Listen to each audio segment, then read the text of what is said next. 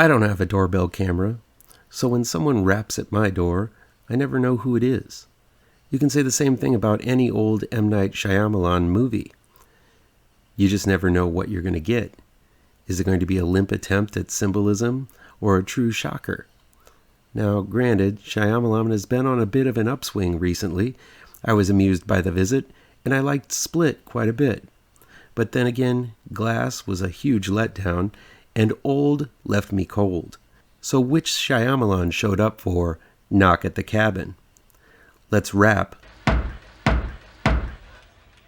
Who is it? About it.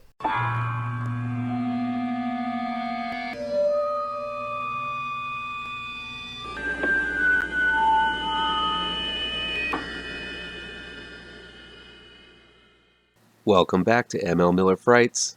I'm ML Miller. Before we begin, please do me a favor and punch that like button down below. Share this video with all of your social media addicted pals. Click subscribe to this channel and ring that bell for notifications.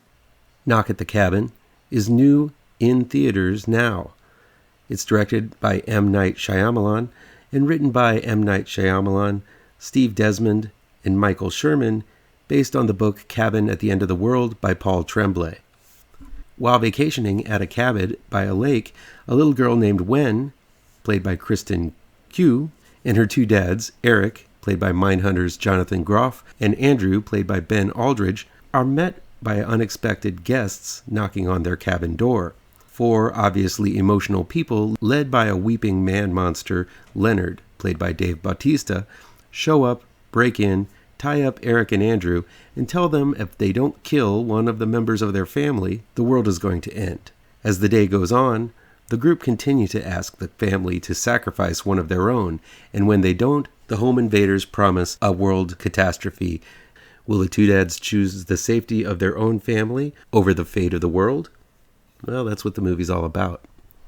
No matter what one says about M. Night Shyamalan, I admire the guy. He takes chances. Sometimes they turn out to be worth the risk, sometimes not. But in order to work outside of the studio and allow himself sole control, he funds his own film. I like that, and no matter what I think of this movie, I respect the director.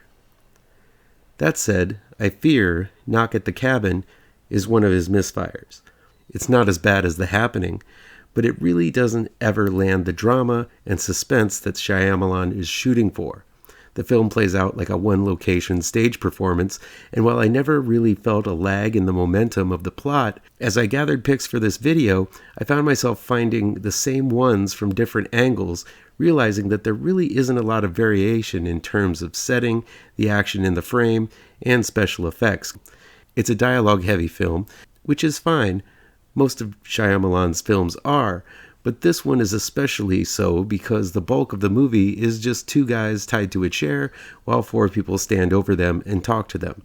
The central conflict is a moral theme, so discussion is necessary, but this is one of the director's less spectacular films, even with the apocalyptic events happening whenever they turn on the television screen.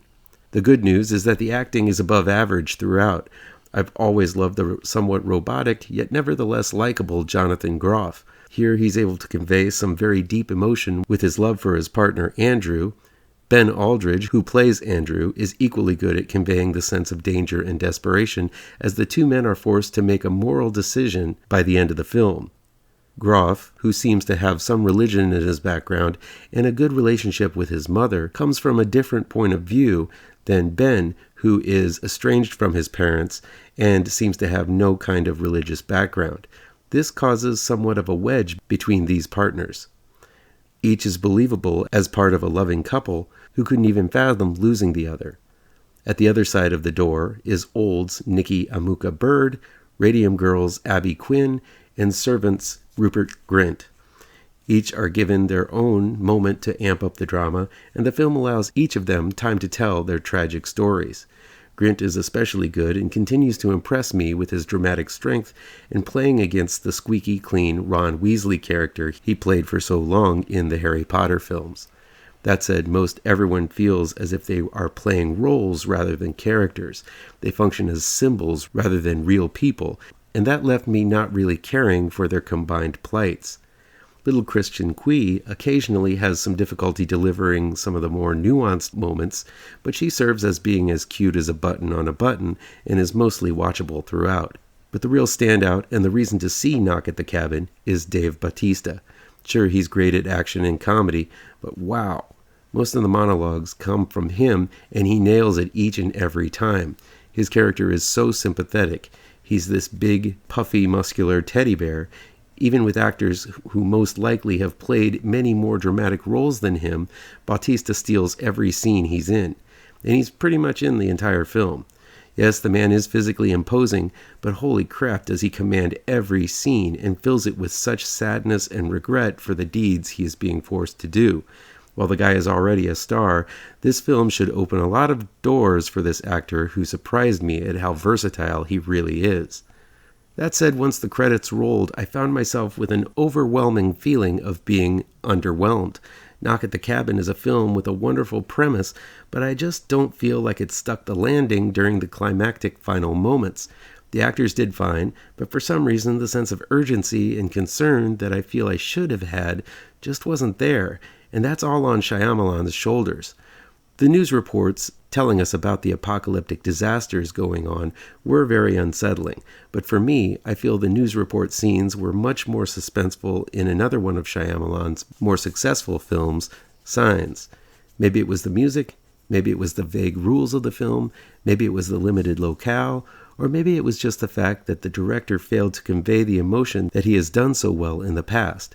Whatever it was, the film never lives up to its winning premise of a Sophie's Choice-style moral decision to make between one's family and the entire rest of the world. I haven't read Paul Tremblay's book. Having looked at the synopsis of the book's original ending, I don't know if I would have liked the film had it went with that one. I think it definitely would have played with sympathies a bit more, yet would have strayed from Shyamalan's more kid-friendly tone to his works. One of the things that I feel is a logistical mistake is by stretching the action over 2 days, keeping the intensity going through one traumatic day. There's a portion in the middle that lags because of this break in intensity. I've seen some people's reactions, and they really seem to enjoy this movie, and that's totally cool. I'm glad the drama worked for you, if it did. But for me, the film left me unimpressed, though I honestly don't know how any ending could have lived up to the one the earth-shattering premise promised. Despite Bautista's excellent performance, Knock at the Cabin Who is it? just didn't resonate for me.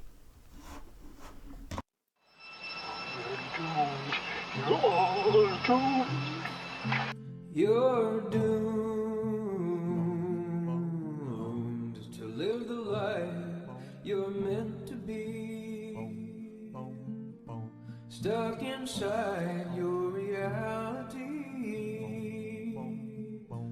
You're doomed. Oh, you're doomed. You're